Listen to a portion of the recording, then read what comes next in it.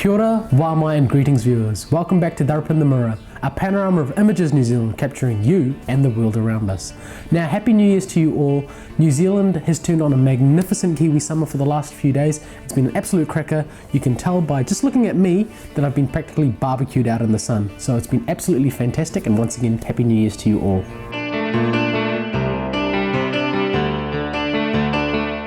Now today's show, viewers, is dominated by keynote speaker and British MP George Galloway. Now George Galloway is renowned the world over for his stinging counterattacks in the defence of Islam. His purity, his unbiasedness and his surreal words are thought-provoking and have accredited him with praise the world over. Now, he attracted a record crowd of over 1,200 people in 2 days in Auckland. Now, this in comparison and echoing the sentiments of Ram of his counterparts, which organised the Mosques Miracles. These were a group of Australian Islamophobes, as Ram labelled, who were trying to incite race hate. Now, it is important before we cross over to George Galloway that as New Zealanders, as people in a global community, as a brotherhood, that we should be tolerant, accepting and understanding.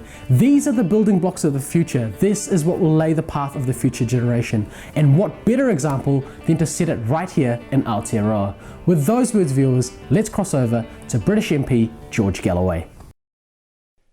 George Galloway, left-wing British MP and international peace campaigner, was here in Auckland last July to speak against Islamophobia at meetings organised by RAM, the Residents' Action Movement.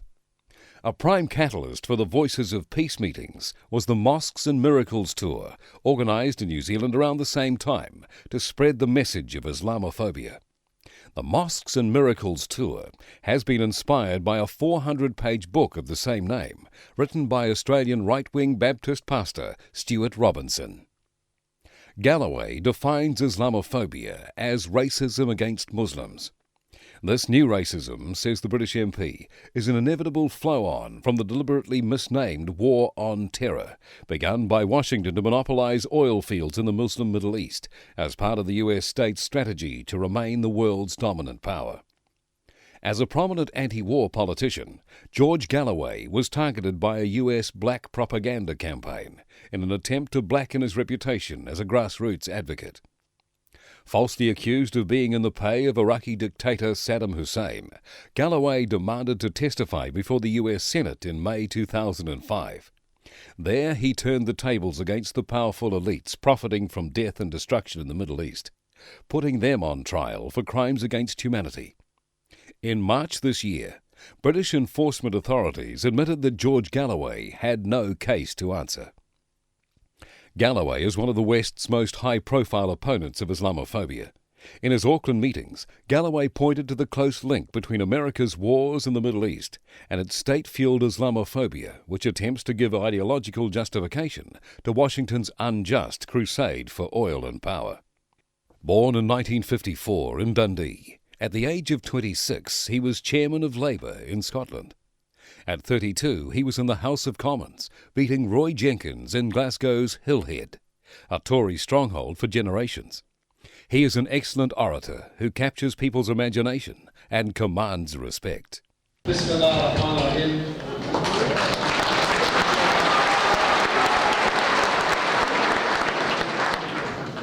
Fellow parliamentarians, distinguished guests, distinguished elders, brothers and sisters, comrades and friends, wassalamu alaikum, peace be with all of you.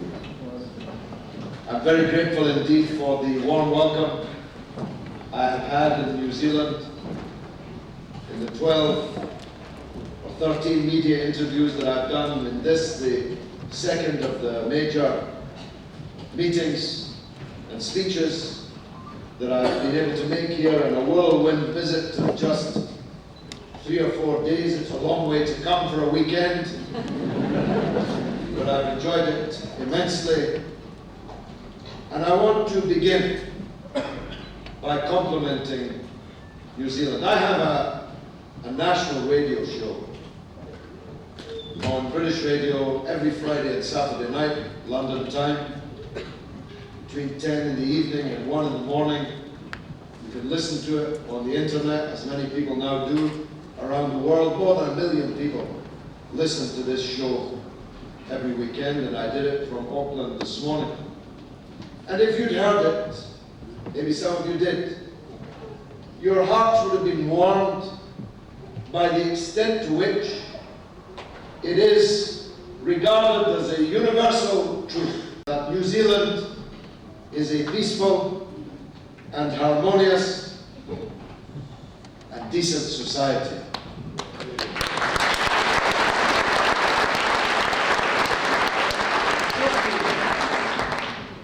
Coming from a country now in the first ranks of the hated on the earth, coming from a country which more people now hate than have ever hated before, I would treasure that if I were you.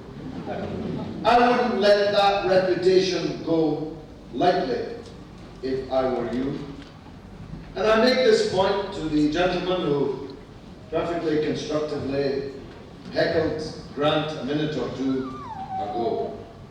There is, of course, a dilemma in how to approach the emergence of the serpents of division and hatred in your society. You can ignore them in the hope that they'll go away, but I hope our friend will take from me in the spirit in which I intended. It's rather easier to take that line of ignoring it in the hope that it will go away if you're not one of the persons, if you're not one of the kind of people that the serpents are after, or whether you try to strangle those serpents at birth. The Jewish people in the Weimar Republic of Germany of the 1920s had many, indeed millions, 6 million reasons for wishing that the foul serpents of fascism, of Nazism, which began as a music hall joke, publishing pamphlets, caricaturing Jews in exactly the kind of foul ways that these jokers from Australia are characterizing Muslims today, had been stopped when they could be stopped, before they became too powerful to stop, and before they plunged the country of Germany and ultimately the world into catastrophic violence and war. That's my reason for saying the first of what may be, to some of you, a controversial point. To my astonishment, as this group of fundamentalist evangelical fanatics rose and stood in a state of rapture at these racial and religious slanders against Islam and Muslims, sitting in their midst in Wellington 3 nights ago, to his eternal shame, was the honorary consul of Israel. Shame on him for sitting in such company.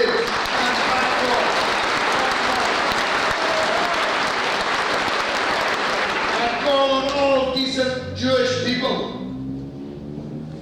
to condemn the presence of the honorary consul of Israel in a gathering of fanatics who hate Muslims today, yes, but yesterday almost certainly would have hated Jews and may again tomorrow. Because whilst Muslims may be the whipping boys of fashion today, the kind of people who hate Muslims in the terms Grant expressed, hate Jews, hate black people, hate Catholics, hate whatever minority is to be whipped according to the political tastes of the day. And here I want to underscore the point which Grant made. This is not about religion. This is about white supremacy and racism.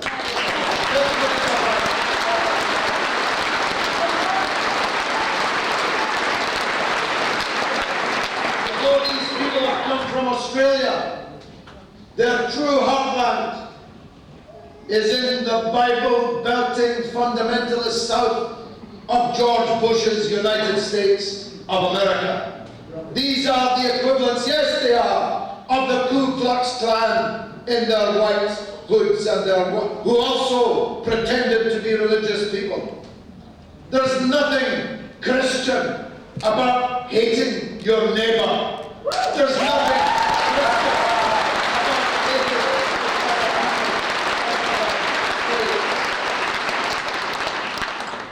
Christians believe in the prophets, peace be upon them. These people believe in the prophets and how to get a piece of them. That's the point.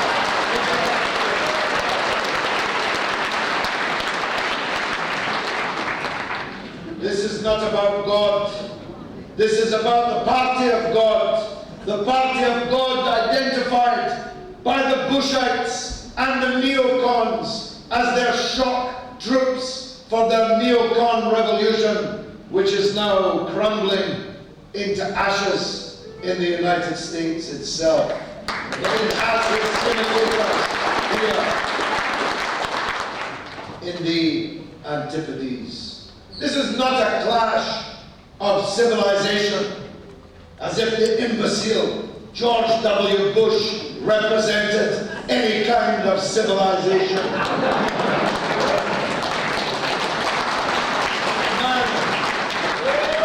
Was building a presidential library full of dot-to-dot and colouring in books, Janet John and pop-up volumes.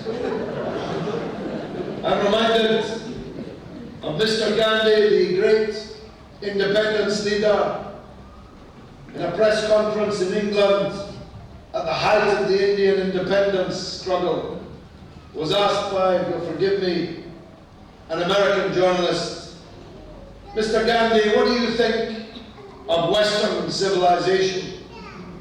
And Mr. Gandhi answered, yes, I think that would be a good idea.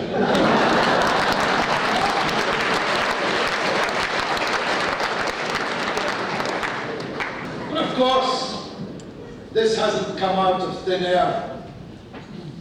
These Australian crazed neocons didn't wake up one morning and begin thinking about locking up their daughters from the Muslims around them. This emerges from the swamp of hatred sown in the world by the imperial policies of the United States and the tail of its attack dog, Great Britain, over these last years. This flows from the belief that somebody, God maybe, gave people like Bush and Blair the right, even the duty, to go around the world invading other people's countries, occupying them, tearing down their regimes, reinstalling puppet regimes in their own image, looting the wealth of the countries they occupy. This phenomenon flows directly from this. And if you think about it for a minute, it's perfectly obvious why. If you're going to generate the war psychosis, if you're going to justify sending your soldiers thousands of miles to invade, occupy, kill, and be killed, you must demonize the people you're attacking. There's only two ways of doing it, and they do it both ways. First of all, in the history of this kind of thing called imperialism. They said, they wrapped it up in religious, humanitarian clothes. As the Archbishop Desmond Tutu said to me once, they came to Africa, they taught us to pray with our eyes closed, and when we opened them, they'd stolen our country all around us.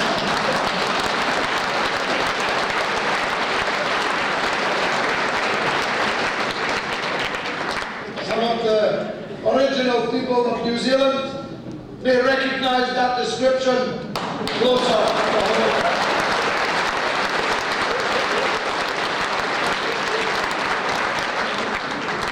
You see, they never announced to their public, actually we're going to, as George Orwell put it in Burmese days, his first and most underrated novel, chatting up a girl in a rather strange chat-up line. Orwell says, through the hero Jim Florey, based on himself, Orwell was a former colonial official in Burma. Florey says, you know, imperialism is about going to other people's countries and stealing their things. But of course they don't announce it in that way. They don't gazette that they're setting off with a gunboat and an expedition to go and occupy other people's lands, to steal their things. They do it either by saying it's a humanitarian gesture to hold the hands of the savages and lead them towards the sunny uplands of freedom and democracy, or, and usually at the same time, they say we must do this because these people, the other, are some kind of threat to us. And if you do that, and if you generate that propaganda barrage and offensive, you're faced with an immediate problem. What about the millions of people, in the case of Britain, 45,000 in here in New Zealand, who share the same religion, who look the same, who perhaps have the same origin as the countries you're attacking? If you have to pump up your soldiers to attack the other, what about the other living in your own country? And as our American friend made clear, the pattern he described was crystal clear and exactly correct. You begin making war against Muslims abroad, you end in a state of war with the Muslims at home. You begin with a tour of Australian clerics, you end with your newspapers caricaturing Muslims as woman haters, gay burners, obscurantist savages who are an enemy within, in a Trojan horse that must be watched, monitored, legislated against, propagandized against, and isolated and quarantined. And of course, as in all human life, such actions bring forth an equal and opposite reaction, and you're off and running down the path that leads to exploding Muslims in the underground of London and on board London omnibuses, feeding in turn a cycle of hate which in turn produces young, bitter men ready to incinerate themselves, to kill themselves and tens, maybe scores, maybe hundreds of innocent people. Trust me, you do not want to proceed down that path. And you have no need to. You're not an empire. Don't go down the path of becoming an empire. When you decided not to join the invasion of Iraq, you were right.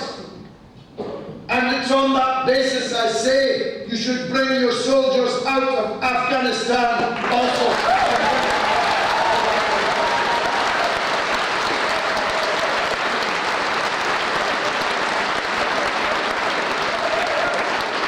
the other hand, were an empire, and under Mr. Blair decided to be an empire again. I come from a Scottish and Irish background. It's quite a combustible mixture, as some of you will know. When I was a child, I came home and told my Irish grandfather that the teacher had said Britain had an empire so vast that on it the sun never set. And my grandfather answered, that's because God would never trust the British in the dark.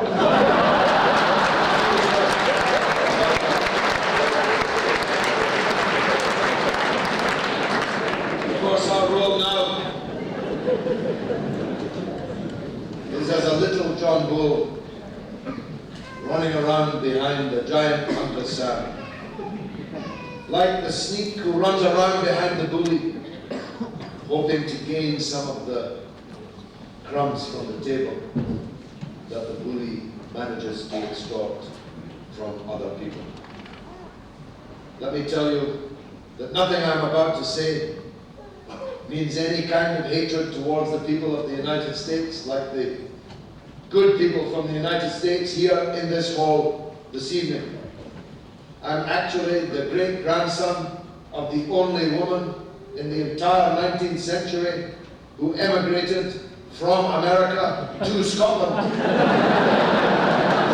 She obviously got on the wrong boat. That's what happened.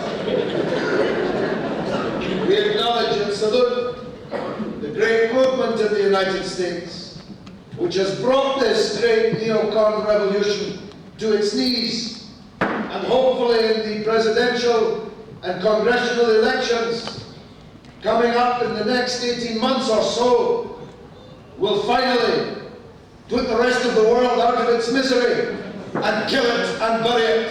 The Bush neocon revolution is the biggest curse that ever afflicted the United States of America.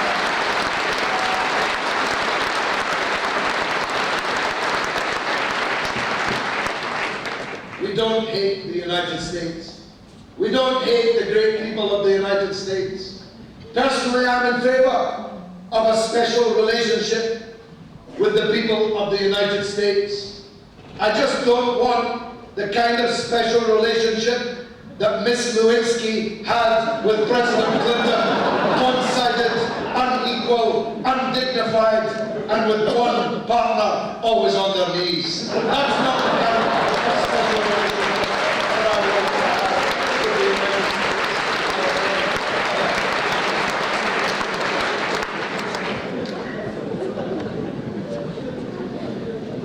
You know, the swamp of hatred that I talk about will have to be drained. You can invest, if you live beside a swamp, in aerosols or fly swats. You can appoint legions of security men, policemen, intelligence men. You can buy as many mosquito nets as you please. But if you live beside a swamp, you will never stop that which emerges from a swamp as toxic as this one. The only way in which we can protect ourselves from the definitely existing threat from the bitterness and anger which is fermenting inside that swamp is to drain that swamp of the bitterness and hatred with which it's filled. And the only way to drain it is to put into reverse the processes which led to its filling with that bitterness and hatred. Sometimes, now, having spent years persecuting me, smearing me, slandering me, attacking me, they come and say to me, well, what can we do to get out of this mess? Being half an Irishman, I'm entitled to say, as the Irishman famously did when asked directions by a stranger. He said, "Oh, I wouldn't have started from here." And of course I wouldn't. And if they'd listened to me and to the millions of people in the anti-war movement marching in London and elsewhere around the world, we wouldn't be here. But we are. And I nonetheless, usually after saying "I told you so," reveal my plan.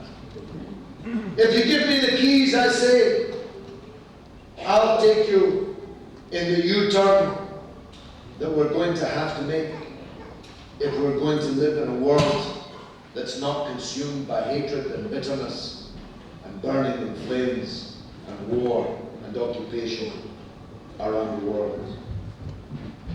There are three main parts to that plan. Some of them are easier to swallow than others. The first is indispensable. It is the heart of the matter. It is to deal with the cancer at the heart of Western policy towards the East, of the policy of the non-Muslim world towards the Muslim world. It might be painful for some of you to hear, and it's this. We have to recognize that the Palestinian people are the victims of one of the greatest crimes of the 20th century.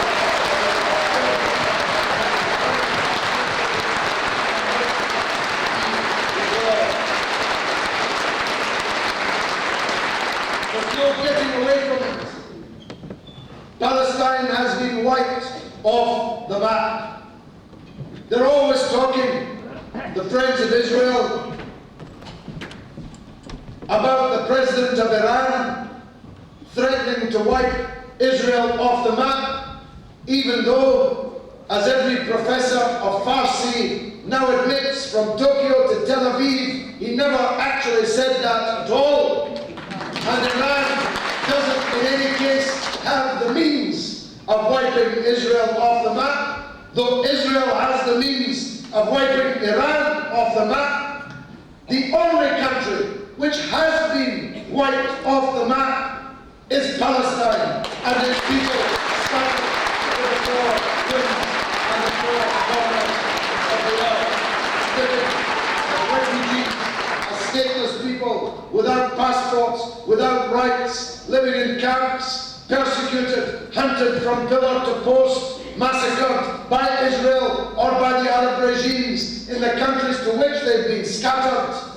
And to add insult to injury, in the case of the Palestinians, they, the victims of terrorism, are called the terrorists, and Israel, the terrorists, are called the victims of terrorism.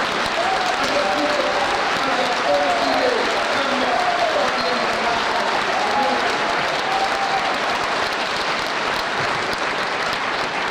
There's no getting away from this point.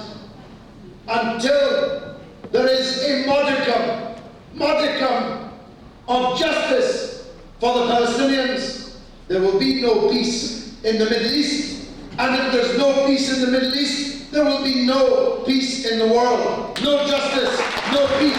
It's a simple equation that simply must be grasped. The second part of the plan is that we must withdraw our armies of occupation from the Muslim lands we currently occupy. There's no getting away from that either. The idea that Iraq,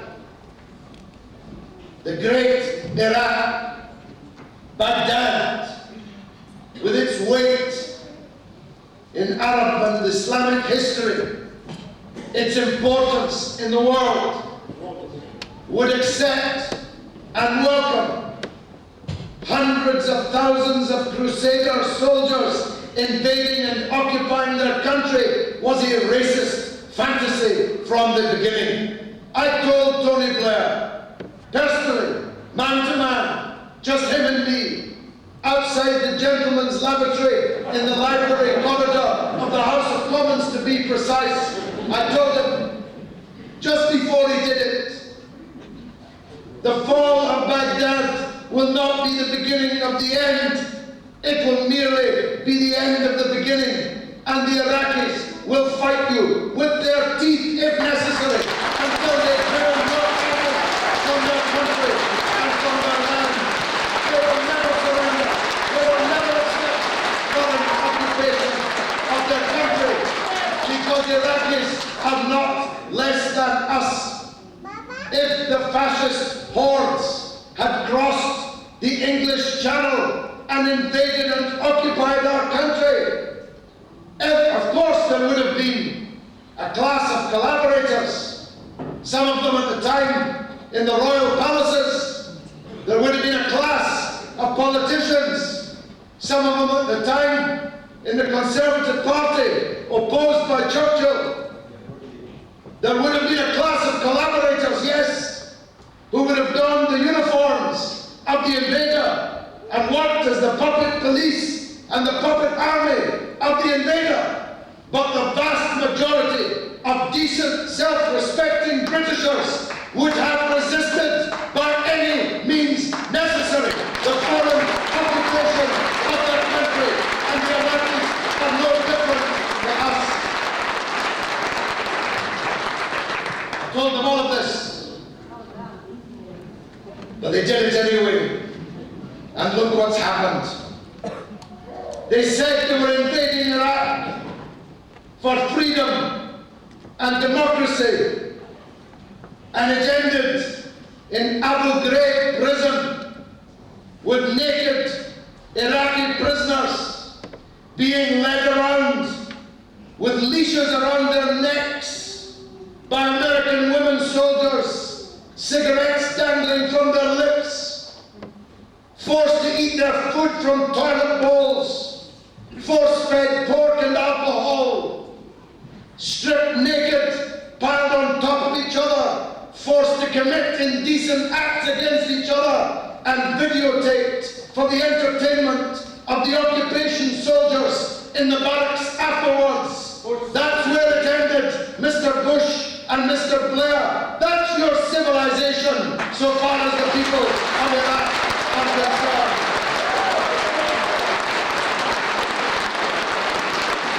And it was all, as my brother Javed pointed out earlier, it was all based on a pack of lies. Never forget these liars who told us that Iraq was bristling with weapons of mass destruction, nuclear weapons, chemical weapons, biological weapons, just ready to fall down on our heads. Never forget the liars who told us that Iraq was involved in the act of mass murder in New York on 9/11, 2001. Never forget these liars who told us that Iraq was linked to Al-Qaeda. There was no Al-Qaeda in Iraq before Bush and Blair invaded. There's thousands of Al-Qaeda in Iraq today, thanks to the invasion of Bush and Blair. Iraq has been shattered into 100 pieces, and that's the most painful part of all. Iraq, this great ancient civilization, becomes clear when you hear this imbecile Bush talking about Iraq. He has no idea of the civilization which he has destroyed. Iraq, where agriculture was planted for the first time, where algebra was invented, where the number zero was conceptualized, where paper was used first as a medium of communication, where laws were first codified, where 1,000 years ago, when my people were still painting their faces blue and living in the forests. Iraq had the greatest library that the world had ever seen. When the Mongol hordes of Genghis Khan sacked Baghdad 1,000 years ago, it was said that the Tigris changed color twice in one day. First, red with the blood of the slaughtered defenders. Second, black with the ink from the books of the greatest library the world had ever seen. Bush, civilizing Iraq, is one of the most grotesque caricatures it's possible to imagine in international relations today.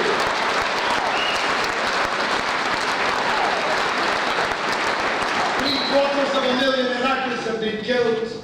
According to the Johns Hopkins University, one of the most respected academic institutions in the United States, and the Lancet, the journal of the British Medical Association, said a year ago that 655,000 Iraqis had been killed in the invasion and occupation of the country. Bush and Blair said they were lying. You can make your mind up whether you believe John Hopkins and the Lancet or Tony Blair and George W. Bush. I know who I believe.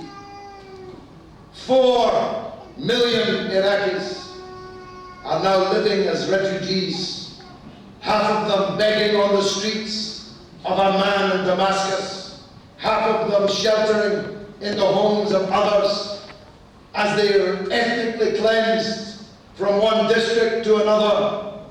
Iraq has been painted crimson red with blood. The rivers Tigris and the Euphrates are floating with bloated bodies. The morgues cannot contain the bodies piling up every day. Girls can't set foot on the street for fear of being raped and kidnapped and killed. Academics, professors, doctors, surgeons flee or are murdered by death squads. This is one of the biggest disasters ever visited by any government on the world at any time in history. And these criminals, these mass killers, Bush and Blair, still have no remorse, none whatsoever, for that which they've done. And in a move which must be the most grotesque appointment since Caligula appointed his horse a proconsul of Rome, Tony Blair is now the peace envoy of the international community to the Middle East.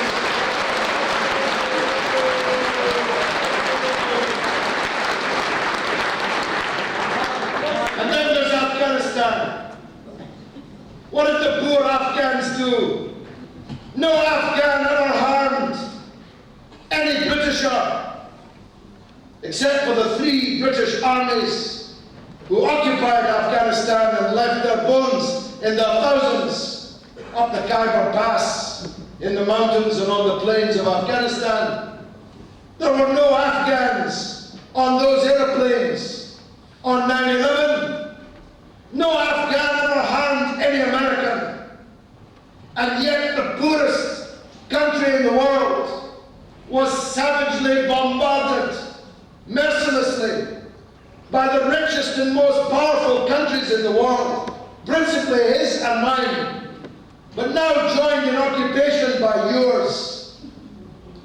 And I tell you, it's not only immoral what we've done to Afghanistan, it's doomed to failure. Nobody ever successfully occupied Afghanistan, not even Alexander the Great, and Helen Clark, you'll know Alexander the Great.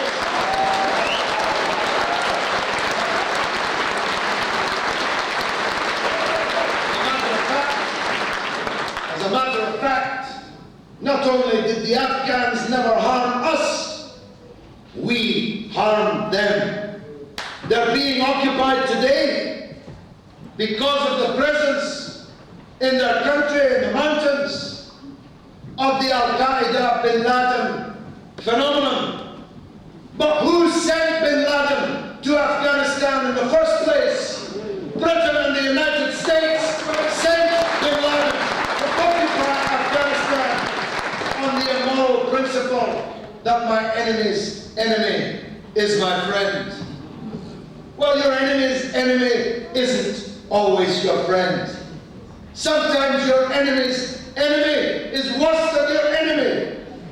And these people didn't read Dr. Frankenstein's story to the end. The point of Mary Shelley's Frankenstein was that once the monster had been created, it was no longer under the control of its creator. That's why it's a monster, because it cannot be controlled. And this phenomenon, which we sent into Afghanistan, gave guns and money, has spread around the world to haunt us, not the least on 9/11 in New York in 2001. And of course, the jihad that's being fought in Iraq today, the battle-hardened veterans of which will fan out around the world to harm us in the years to come, is exactly the problem which Bush and Blair constantly fret about, but who have done so much to make worse. I said in the House of Commons just a few days after 9/11, if we handle this the wrong way, we'll create 10,000 new Bin Ladens. In fact, we've created hundreds of thousands of new Bin Ladens by the way that we have created this. And the double standard is so bitterly obvious. The Sky News interview that Javed talked about earlier, that I did last August, became memorable through YouTube and the rest, because I dealt with this question of double standards. How the blood of some people in this world is more valuable than the blood of others. And the blood of Afghans is the cheapest of all. Mrs. Bush and Mrs. Blair, in a synchronized radio address on the anniversary of 9/11, urged us never to forget those heartbreaking messages of love and farewell left by those American women on those airplanes from their mobile telephones on the answering machines of their loved ones, as if we ever could forget them. But as I said at the time, just because Afghan women don't have mobile telephones and Iraqi women don't have answering machines, it doesn't make their deaths delivered from the sky any less obscene than the deaths of those American women on those airplanes on 9/11.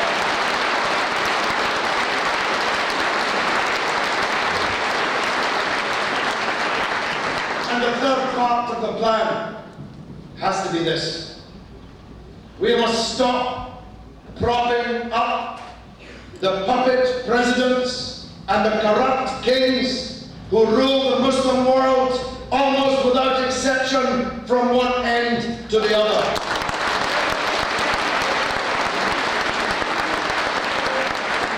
People ask me, maybe some people tonight, what should we do about dictators in other people's countries? I say all we have to do about dictators in other people's countries is stop arming the dictators, stop supporting the dictators, and their own people will bring them down, crashing to the ground. That's what we should do about dictators. We instead give them everything that they need in order to perform their part of the Faustian pact they have made with us, whereby we will keep them in power in exchange for them give or take 20 or 30% in their own pockets, allow us to loot their countries. We say we're fighting for liberty and freedom in Iraq, when in the country next door, the so-called Saudi Arabia, the kleptocratic tyranny there, which has crushed freedom and liberty, absolutely loots its country of trillions of dollars and spends it in the bordellos and the casinos and the arms bazaars of the West in a bizarre recycling of petrodollars. There's a man, some of you will have heard of him. They call him now President Musharraf. There was a time, just a few weeks before his election, George Bush didn't even know who he was. He was interviewed just before the election. They asked him, Mr. President, your experience of foreign affairs is limited. Do you know some of the people that you'll have to deal with? Like, for example, the President of Pakistan. Bush answered, yes, we know him. The General. The interviewer pressed, can you be a little more specific? Maybe his name or something. Bush smiled shyly, as well he might, and said, we just call him the General.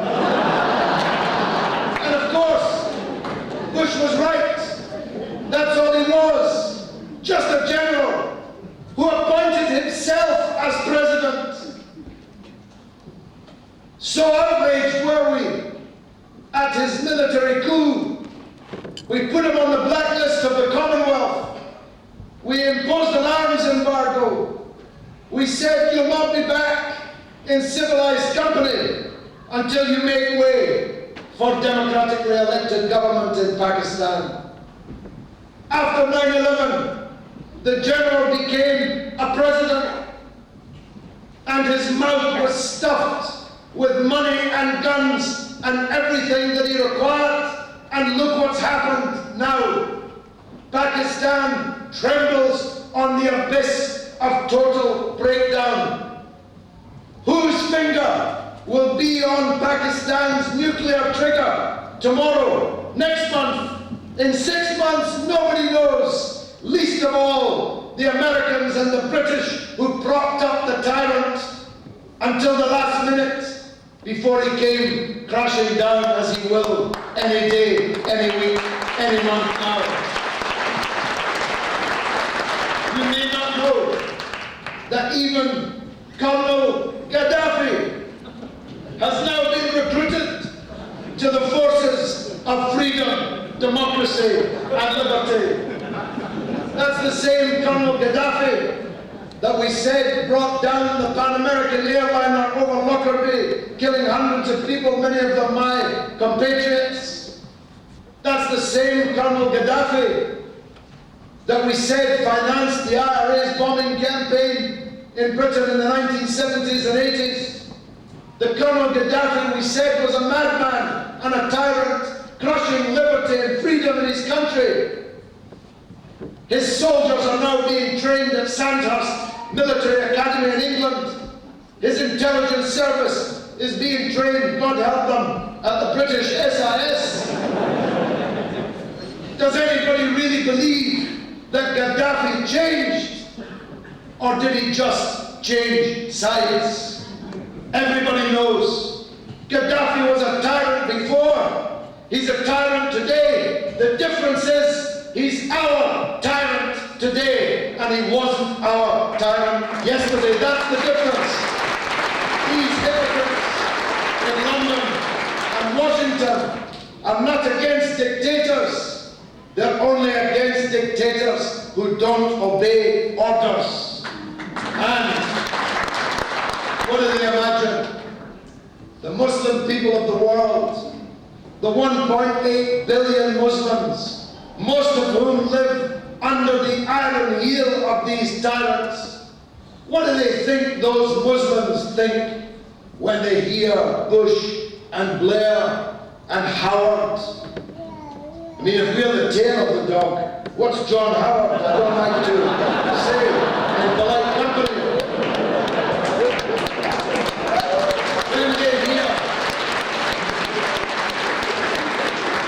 When they hear Howard and Blair and Bush talking about liberty, they don't know whether to laugh or cry. They don't know whether to laugh or cry when the tyrants who oppress them do so only because of the unlimited military, political, diplomatic and financial support of the countries preaching about liberty and freedom. We started out talking about a group of lunatics from Australia who sailed across the sea to stir up hatred in New Zealand. And we've ended on these great global, strategic, political, military questions. But they're not disconnected